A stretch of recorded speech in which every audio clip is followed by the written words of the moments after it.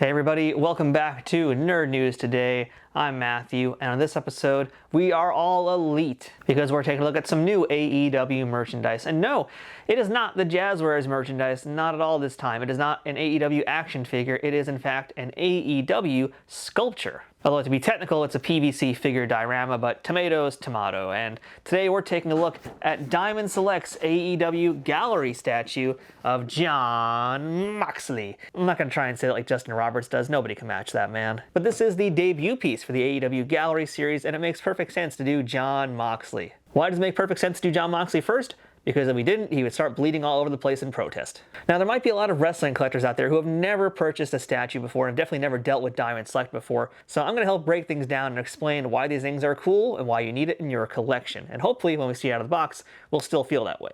Diamond Select has been making statues forever. Not just statues, they also do action figures, they do busts, they do something called mini-mates, which we looked at on the past here, and they have done some little AEW mini-mates, which are very cool, tiny articulated figures. They do excellent work, whether it's Marvel, Bruce Lee, John Wick, all sorts of licenses. They've been doing this thing for years, so they really know their stuff here, and I was so excited to hear that they were doing AEW stuff. And it was such a big surprise, too, because to be quite honest, there really aren't a lot of pro wrestling statues out there. Hardcore pro wrestling toy collectors will remember when Jakks Pacific tried their, I think it was Unmatched Fury series, I don't remember the exact name, but it was basically like 12-inch statues that they were doing, and those were pretty cool actually. Those are kind of like one of the forgotten gems of the Jakks era. But beyond that, there's really not a ton of other statues out there. Like I know McFarlane Toys did a few, but they were resin pieces, and resin means very heavy and very expensive.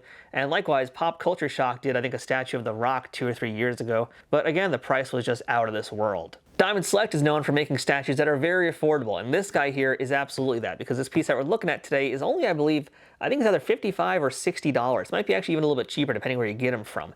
And the reason why he's not like $200 or $300 is because of the material that they use. And this is a PVC figure diorama.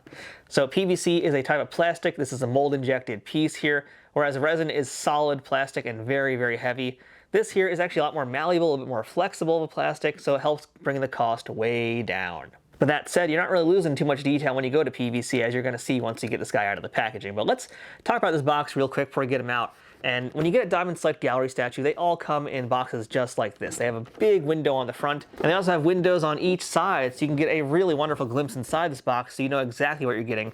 And not only that, all the Diamond pieces have their signature Diamond Select sunroof. So you're really seeing almost every angle of this toy in the box. The back of the packaging here has an image of this statue, how it's going to look once you get him out of this, as well as a little bit of bioinformation and some statistics. Now, this is actually new for a Diamond piece. Typically, what they'll put here is a nice little bio about the character, 1 or 2 sentences. But this time, since we're talking wrestling, we're getting some statistics, which is kind of a cool change of pace. It's a pretty simple packaging design otherwise, though. I mean, again, you just get a really wonderful image of Moxley, you get some other text there. It's pretty sparse, but the information is at least very readable and very visible. It also lets us know a little bit more details about how this piece was done, and also lets us know who else is in this line, which is going to be who we're looking at on this channel very, very soon. But the most important piece of information is who made this, and Diamond Select always credits their artists on their PVC figure dioramas. And this Jon Moxley was designed by Gabriel Casada and hand sculpted by Patrick Pigot. I want to stress the hand sculpted part here because so many wrestling collectors are always talking about their toys and discussing scans and things like that. And this is really important to remember here that this is actually done by hand. Not everything is a scan. This is an actual literal sculpt, you guys. So take that in mind when you look at this piece. But we'll get more of an appreciation for that once we go ahead and open him up, which for Jon Moxley, he might take a little literally. So let's go ahead and get our Mox out of the packaging and take a closer look at him from all angles. All right, so we got our Moxley now out of the packaging. And I gotta tell you guys, first impressions here are very, very strong. I'm a longtime collector of Diamond Select's PVC statues, and if you guys want to see more about them, go ahead and look through the archives here on my channel. But they do excellent work here, and I was very, very intrigued by the fact that they were gonna do pro wrestling. I was worried how they would actually approach something like this. But I think they absolutely got the energy of this correct. They got the look right. I think so much this is just there. It's exactly what I was looking for. It's exactly what I was hoping for. So for me, at least so far, my fears have been alleviated. I didn't quite know how they were going to do something like pro wrestling, and especially like AEW, but they totally found a way and they got it right. And I'm so excited about that here. And I'm so excited that a lot of wrestling collectors are now going to probably start adding this type of thing into their displays. And take my word for it, adding something like this to your display is going to really kick things up a whole new level. So let's go ahead and start talking about this piece in more detail. And I want to start with where I always start in these videos, and that's the likeness. And I always like to ask the question of, does this statue look like Jon Moxley? Does this piece look like the person it's meant to be based on? And that was, again, one of the things I was very, very concerned about, because I saw this back at, I think it was New York Comic Con when they first debuted it, in fact.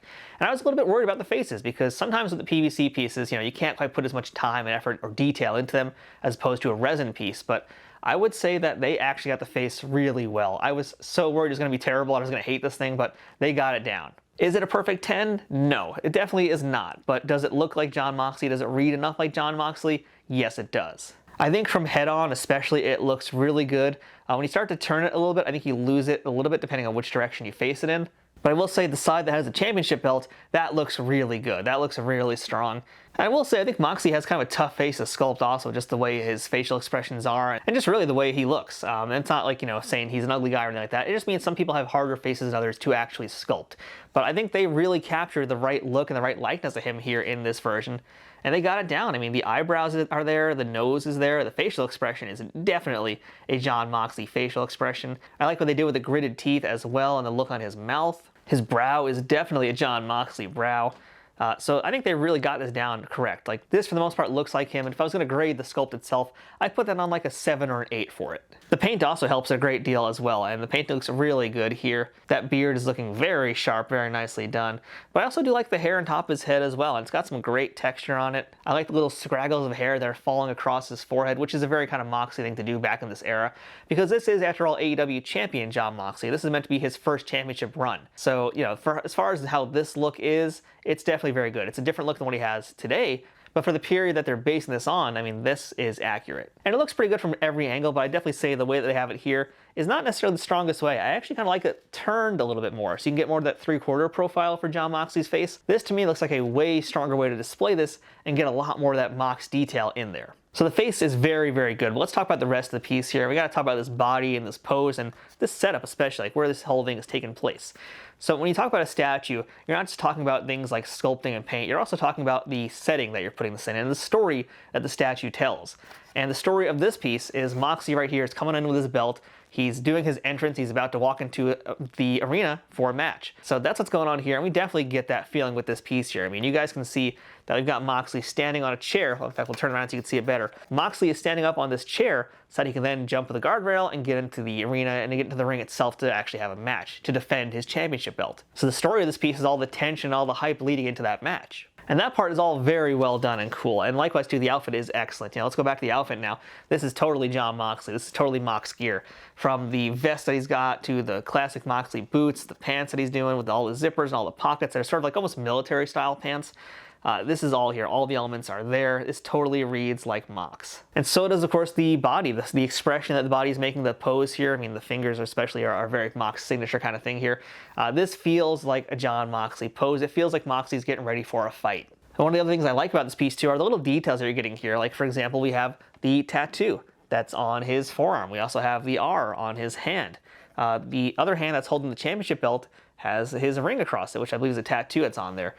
So all these little things that make up Moxley are here. Every little tiny detail is there. From the back also, you can see how he's got the Mox words across his vest here, which are kind of obscured by that championship belt, and that I want to spend some time talking about because I was not expecting the amount of detail this championship belt has, but wow, this is really nice. This is a great looking belt. It's also enormous, which is accurate to the real AEW Championship belt. That thing is huge. They got that here too. Like, the belt looks great. It's got gorgeous detail. It's got two-tone as well, so it's got the black for the strap, but not just that.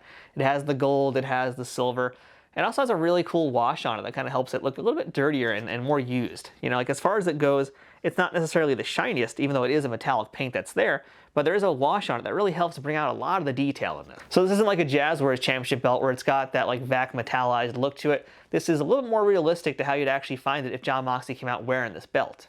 There's a lot of great detail and texture in this thing too, which is so fun, like all the little clasps and the raised AEW logo that's in the leather. It's really nice. It's some really cool detail there. Now, one of the things that I'm most excited for with these AEW statues, and I think we're going to see it across the board, is how they're adding some plunder to the ring here. And in the case of Jon Moxley, he's got himself some guardrails and a steel chair. And that's just really cool. Like, I like that they're adding these little elements of wrestling into the statues. Because that's what I was thinking about when they first announced these and what they were going to do with them, is like, how do they keep them in the world of pro wrestling? And this is how they're doing it. They're going to have them in the ring, they're going to have them outside the ring, but they're going to make sure they have all of their hardcore plunder here to help tie it back into the roots of what they're doing here. And that chair is such a good looking chair, by the way. I know it's a weird thing to say, but the chair looks great. Like, this is the kind of chair I wish Mattel, and Jazzwares for that matter, were including with their toys, because this thing looks great. I also love the guardrail and how enormous it is, and the draped fabric on top of it as well. I mean, that's just like the artist touch right there to me. Like, yes, a lot of these events will have things draped over the guardrails, but the fact that they actually added it to the sculpting of this piece here, that's just an art thing. That's totally just them because they wanted to make some fabric in here. They wanted to add some more tension to the piece. That's why it's there, because it just looks really cool, and it also kind of helps bring it back to realism a little bit more. And likewise, where they're standing on too is also fairly realistic, because you've got this sort of like textured concrete ground over here, which is very nice. There's even a little bit of a rough texture where this, I guess, supposed to be where the fans are sitting down here. So there's a great texture across the board here, and that just adds so much to the reality of what this piece is and what the story is that it's telling. Top to bottom, it's an excellent piece. I really don't have anything to complain about here. I mean, when I think about Jon Moxley, I kind of struggle to think about what interesting poses they could have him done, because for the most part, when he does the entrance, he's always kind of doing this loosey-goosey shoulder wobble thing, or he's just basically busted open and bleeding everywhere, which I don't think Diamond wants to do, at least not just yet. So the pose that they chose here, I think, is like a perfect expression of who Moxley is, especially for this time period that they're representing here. And they really captured all the different looks and all the different pieces of him in this. I love that he doesn't have a blank expression on his face, that there actually is something here. There's some kind of motive going on with his face. They've got a great pose here, a great energy to the piece. Love the sculpting and all the detail on the different plunder that's around the ring as well. And that AEW belt is just a gorgeous touch. So really, if you've never bought a statue from anybody before and you're a wrestling collector, I think this is the place to begin, because this line's going to be going on for a while. This has got some serious plans here to last, and Diamond Select is in this one for the distance. They're going to go a full 12 rounds. I know that's a boxing analogy, but whatever. They're going to make sure this line really lasts and has some legs, and Jon Moxley was a really smart place to start from. Now, if you want to pick up this Mox for yourself, I'm going to have some links in the description of this video below for places you can go to pick him up. If you click on any of those links down there, it helps this YouTube channel at no extra cost to you. So I definitely cannot recommend this Jon Moxley enough. I really like it, and I can't wait to see what they're going to do next. And, well, we already know what they're going to do next, and that's going to be the next video in this review series, because coming up, we have statue number 2 in the AEW Gallery series, and that's going to be CM Punk. So stick around. You are not going to want to miss that one. But until then, I'm Matthew. This has been Nerd News Today. Thanks for watching my review of the AEW Gallery series statue of Jon Moxley. We'll see you guys later. Thanks for watching.